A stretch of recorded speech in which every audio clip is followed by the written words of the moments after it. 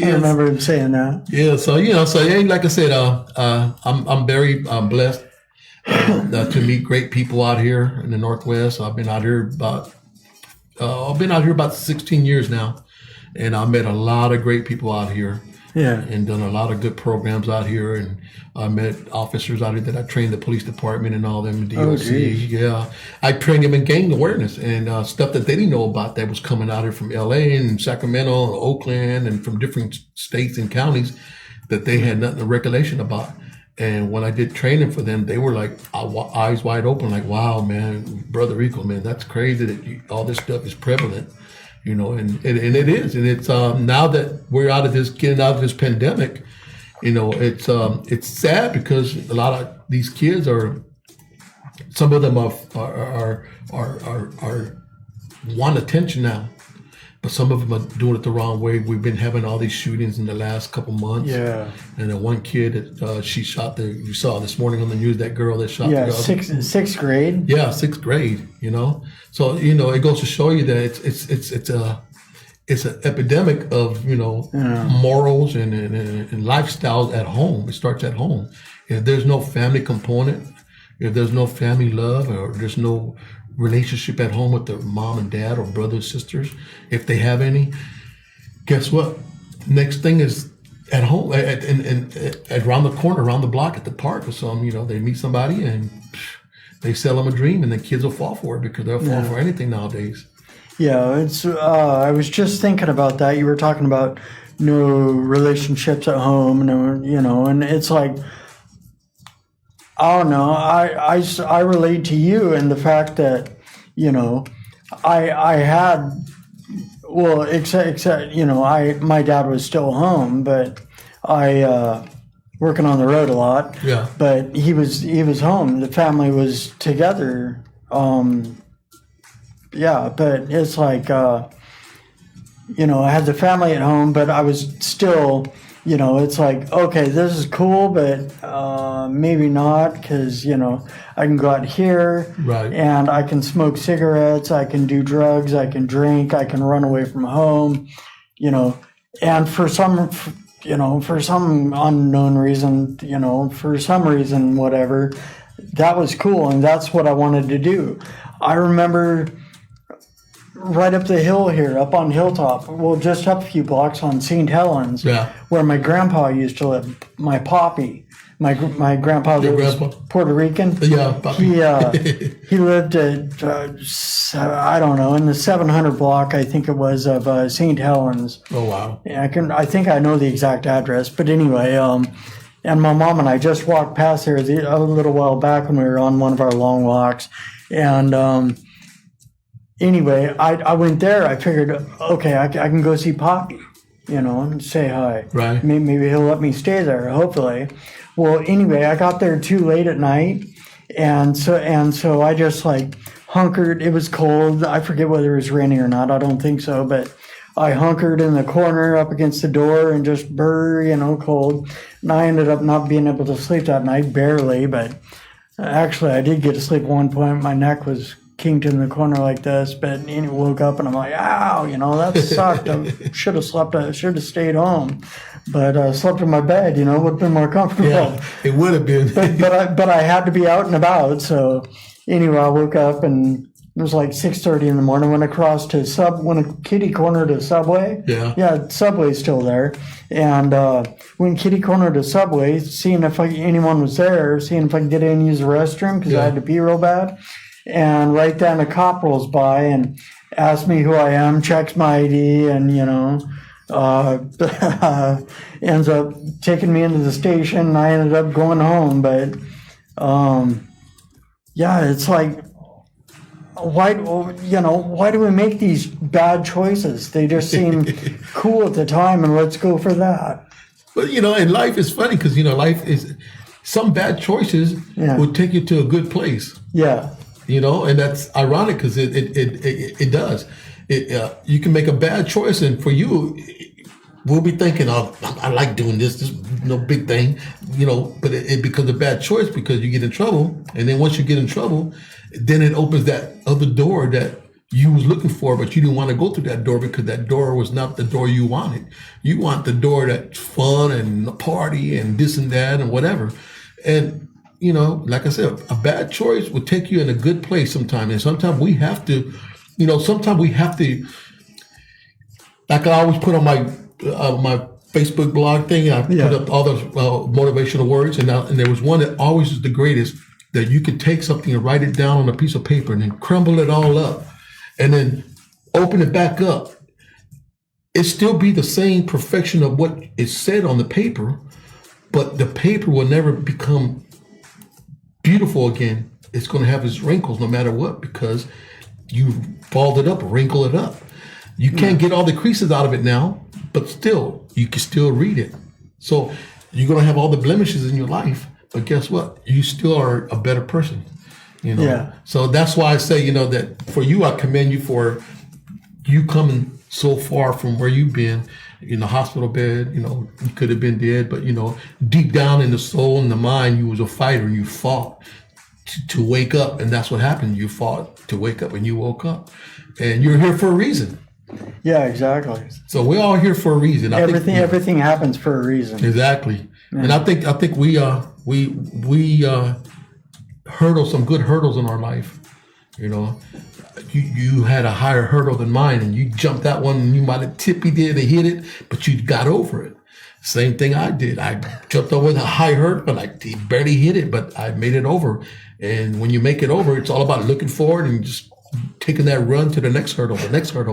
Actually, with my clumsiness and klutziness, because of my brain injury, and now the multiple sclerosis and tripping and falling so much, you know that when I jumped over that hurdle, that I clipped the top and brought it down with me. Brought it down with you. But I just kept on moving. I know, and you're right, because I remember what was it, like 3 months ago, where I asked you what happened. You had a little scar on your arm. And you said, "Oh, I tripped over the sidewalk over here." And I'm like, "Why are you not looking down?" You know, I just didn't see it. You know, but guess what? It still made you a strong individual. You got up and you still kept doing what you was doing. You didn't stop and didn't cry and say, "Okay, I'm done with this. I'm going home." Yeah. No, you got up and you dusted yourself off and boom. And I don't know. I see people. I don't want to point or pick on any group or whatever, any individuals, but because it's like for everyone. But I see it a lot. People that may have been in your shoes with, you know, gang related problems, or just got into a bad crowd, whichever crowd, and you know, got in trouble or whatever, maybe got into drugs and, you know, fell down, and for whatever reason they fall down. Right. And they stay there. And it's like, you know, that's all I'm trying to do is, you know, just keep moving forward and show people that, hey, look, you know, you don't have to stay down. Get up, keep moving forward. And a great testimony is your life. You're a walking testimonial. Yeah. Everybody has a testimonial about their life, no matter where you live in or what you're doing. We all have a good testimony about our lives. Just got to exercise it to share it. Yeah. Well, it's like you and your story. You know, it's like, you know, you didn't just go to prison and be like, oh well, you know, I got in trouble, did bad things, and now I'm in prison. That means I'm a bad person, so this is my life, you know. Right. And then you get out and just keep doing the same stuff. It's like, you know, you learned from your mistakes. Yeah, and that's, you know, it's funny because, you know, when there was a time when I was in there, and out of all people, guess who I see in there? Billy Preston. Billy Preston was considered one of the Beatles. He played the keyboard. He sings that one song, "Got Me Going Around in Circles." And I hear him singing in a yard. I hear his voice, and I'm thinking to myself, who is this guy? I know that voice. And then when I go by him, I walk, and I tell my buddy, who is that? And he said, that's Billy Preston. You know, he played with the Beatles. He sings the song, "Got Me Going Around in Circles." I said, get out of here. So I go over there, and I meet him, and Billy Preston, what are you doing in here, man? Why? He was in there for insurance fraud, and he was on drugs, doing crack. So even the people you wouldn't even fathom to be in places like that, I'd like, why are you in here, dude? You don't belong in here. So you look at all that, and I think about that, and I think, wow, man, this is just crazy. You meet the craziest people in a place like this, but people you wouldn't even think about it. Why are you here? And so, like I said, I met great people in there. Even though when you in prison, you meet some interesting people, and then at the same time, you make that a learning experience. And that's what I've done. I made that learning experience. I mean, it's a horrible place to be in. I wish that no young man out there, any young man that hears just us talking about this, if you could take any word from me to them and let them know, hey, look, man, if you're doing anything wrong, if you're out there getting in that life and gang banging and drugs or whatever it is you choose, think about it real quick, man, because prison is not a place you want to be at right now. It's more horrible than it was when I was in there. I've seen guys get stabbed, get their face cut open, their neck cut open, get their head cut open with batteries in the sock, lock in the sock. I've seen guys get jumped, stabbed up. I mean, and it's not a pretty place. And now it's even more worse now. So I don't wish it on no young man, no young lady, nobody. If I can tell them one thing, is tell them that don't get involved with the gangs. They're not really your friends at all. They don't care about you. When you get locked up, guess what? Guess who's going to be the one's going to be there for you? I learned. The only person who's going to be your ride and die would be your mom and dad if you have them. Those are the only ones. If you didn't burn those bridges, they're going to be there no matter what. Your homeboys are not going to come visit you. They're not going to send money to you. They're not going to take care of you. They don't care about you. They cared about you in the street because it was all the street hood.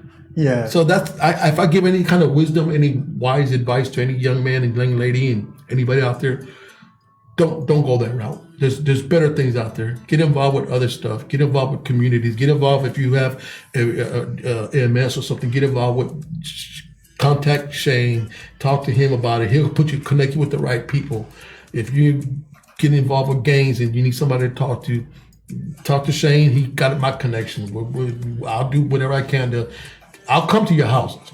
I'll do interventions. I go to people's houses and talk to their parents about their kids and help them out. So anything I can do to make your life a little more simple, man, I'm open arms. Yeah. So I don't know what else to say to them other than don't get caught up. Yeah. Yeah. Exactly. It's like I noticed when I got. Since I've been clean and sober, it's like, of course, I don't make an effort since I got clean and sober. I haven't made an effort to, hang out with or whatever, communicate with, those people that I drank and did drugs with. But on the flip side of that, they haven't tried to contact me either. It's like, or it's like when you're hanging out with certain people, your homeboys or whatever, right, doing the same things, doing whatever you're doing out there with your homeboys, drinking, drugging, or robbing, or shooting stuff up. It's like. So long as you're working for the common cause, they're your homies. Yeah. Or your friends or whatever. But, once you start going a different direction, you find out who your real friends are, your real homies, because they will, come with you, or still communicate with you. Oh, yeah. And the rest of them, they're still going that other way. And so it's like, They don't have anything to do with you. They don't want anything to do with you. They don't want anything to do with you. Yeah. And my old saying is I always tell everybody, less friends, less problems. That's just how it is. Yeah.